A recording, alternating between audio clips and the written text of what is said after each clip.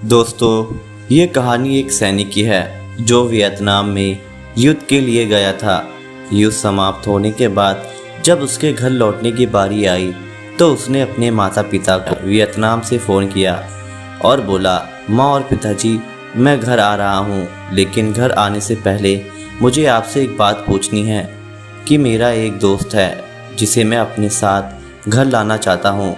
क्या मैं उसे ला सकता हूँ? माँ ने कहा, बिल्कुल बेटा, यह भी कोई पूछने की बात है। हमें तुम्हारे दोस्त से मिलकर बहुत खुशी होगी। माता पिता ने जवाब दिया। लेकिन पहले एक बात आप लोग जान ले, सैनिक बोलता गया।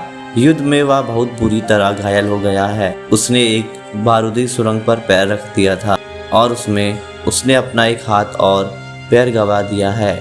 उसके पास कोई जगह नहीं है जहां वो जा सके, इसलिए मैं उसे अपने साथ रहने के लिए लाना चाहता हूँ। उसकी यह बात सुनकर उसकी माँ बोली, बेटा, तुम्हारे दोस्त के बारे में जानकर हमें बहुत दुख हुआ।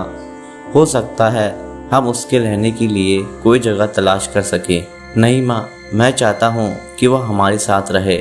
लेकिन बेटा, अब पिता ने कहा, तुम समझ नहीं रहे हो कि तुम क्या चाह रहे हो। इस तरह का अपाहिज व्यक्ति हमारे लिए कितना बड़ा बोझ होगा।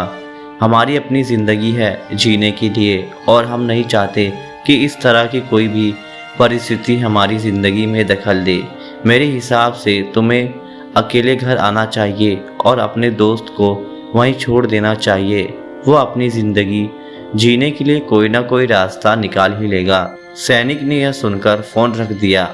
कुछ दिनों बाद उसके माता पिता को वियतनाम पुलिस से एक संदेश मिला जिसमें उन्हें बताया गया कि उनकी बेटी की एक बिल्डिंग से गिरकर मौत हो गई है। पुलिस के हिसाब से यह एक सुसाइड केस था। दुखी माता पिता ने तुरंत ही वियतनाम के लिए फ़्लाइट बुक कराई और वहां पहुंच गए। वहां उन्हें शहर के मुर्दाघर ले जाया गया ताकि वो अपने बेटी की पहचान कर सके।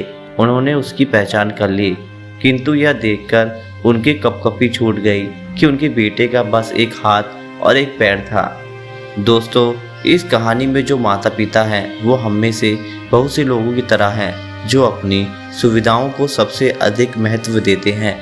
वो उन लोगों से प्यार करना या रहना या समय बिताना चाहते हैं जो दिखने में अच्छे हैं, स्वस्थ हैं या फिर जिनके साथ रहकर उन्हें मज़ा आता है।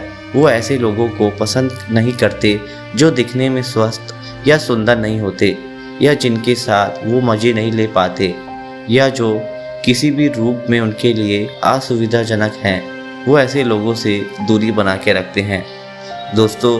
लेकिन कभी कभी उनके इसी व्यवहार के कारण उनके सामने ऐसी परिस्थितियां उत्पन्न हो जाती हैं जब उन्हें पछताना पड़ता है। लोगों को वो जैसे हैं वैसे ही अपनाएं और ज़रूरत पड़ने पर उनकी मदद करें।